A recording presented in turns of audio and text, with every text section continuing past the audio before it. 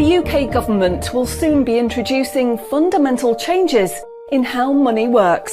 The changes are being planned by central banks around the world, including the UK's central bank, the Bank of England. These changes, once introduced, will affect everyone.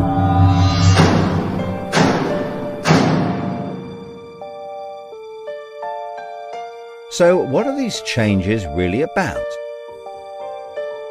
The changes being proposed will mean that you will no longer have full control over your spending.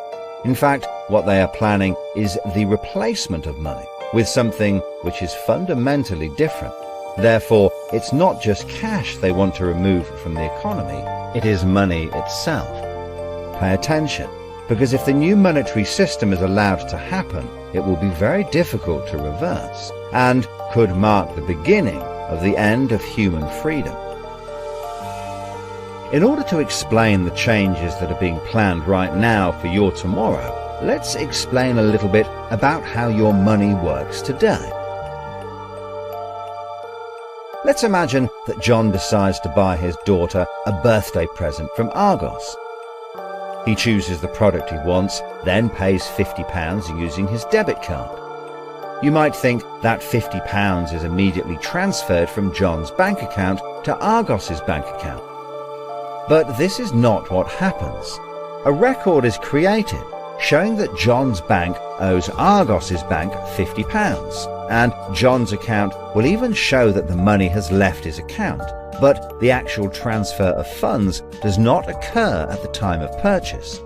John's £50 purchase is one of about 50 million UK transactions that occur every day, and although in each case the account may show that the money has been transferred, the actual movement of funds between the banks only occurs once every day. Every 24 hours, all the payments made to and from each of the UK's 300 plus registered banks are added up to determine how much each bank owes the others. The Bank of England, which is the central bank that all other banks in the system are connected with, derives the total amount that each bank owes and is owed for that day. The Bank of England then intermediates and exchanges funds between all the other banks. So the Bank of England does not know anything about John or the £50 he spent on his daughter. John's money is just a tiny part of a huge transfer of funds. This means that the only organisation that can see what John does with his money is his own bank. The central bank cannot see what John spends his money on or when he spends it. And John's bank is under an obligation not to share details of his spending with anyone. This means that, rightly, there is a good degree of anonymity and privacy over what John decides to spend his money on. This, in turn, means that a government or central authority, such as the Bank of England, cannot directly restrict John when he uses his debit card, because it has no visibility of what John is doing with his money. If John had paid for the present with £50 of cash, then the purchase would be completely anonymous. Nobody, including John's bank, would know what he had spent his money on. So cash transactions are truly anonymous, and debit card transactions have a high degree of anonymity because only your bank can know about them. So what is this new system? The name of the new system is called Central Bank Digital Currency, or CBDC. It sometimes has other names, such as smart money. Here's how it works.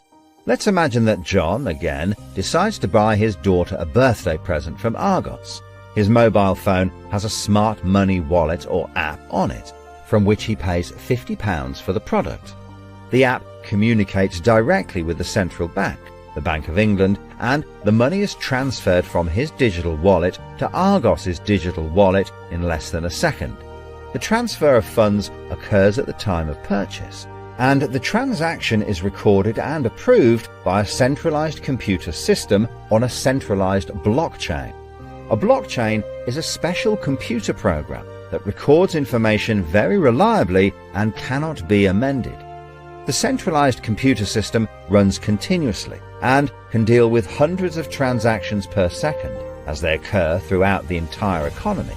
processing all of the public's purchases being made by millions of digital wallets.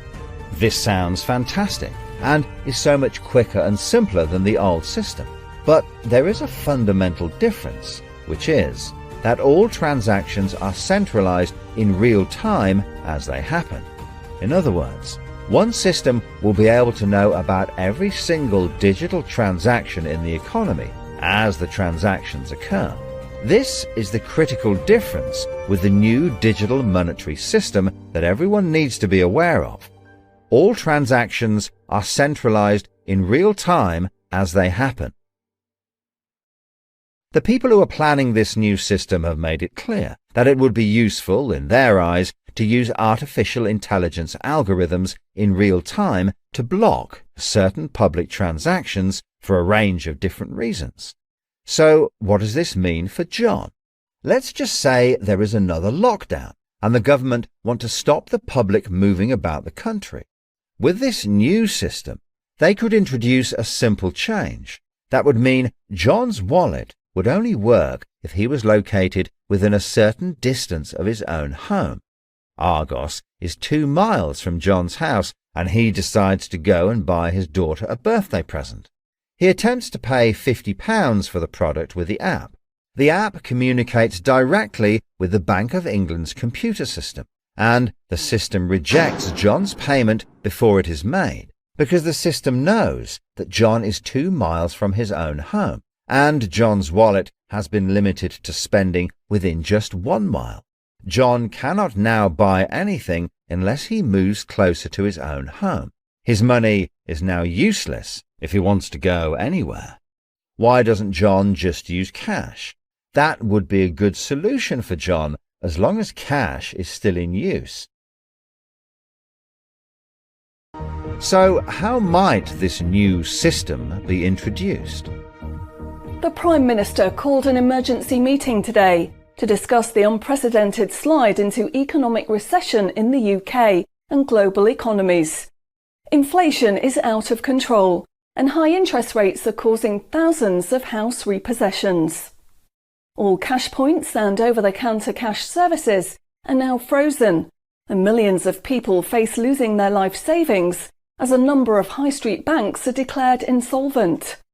The government and the Bank of England are accelerating the introduction of a new central bank digital currency, which all bank customers in the UK will be able to receive in exchange for their existing money, which in many cases is now unobtainable from their bank accounts.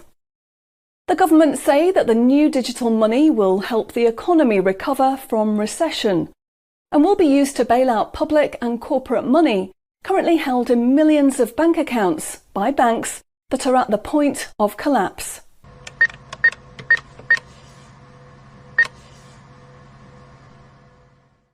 It says cash unobtainable from this account. It's frozen our money. Bleeding hell, John. How much have we got in the house? We've only got £120, and when that's gone, nothing. I don't believe it. The bank's frozen our money. We've got £25,000 in that account, and no way of getting it back. Download your central bank CBDC wallet app today and get bonus digital pounds free. If you exchange your existing bank funds into your digital currency wallet now, you will receive free digital pounds for each account you exchange. You can then spend from your digital wallet by using your phone app, exactly like a debit card. Download the free app now from the UK government website or the App Store. John, we need to download the digital wallet thing. See if we can transfer it in. We've got no other option, love. Wow, it's transferred, and it's given us some bonus money. I can't believe it. How do you know it's worked? It's worked, love. Everyone's using this money now. Right, I'm off down Tesco to try it out. Sorted. Recent figures show that the public's use of cash has halved in the last 12 months. Experts say this is due to the success and sheer convenience of the new CBDC digital money. The government has announced that all cash will be phased out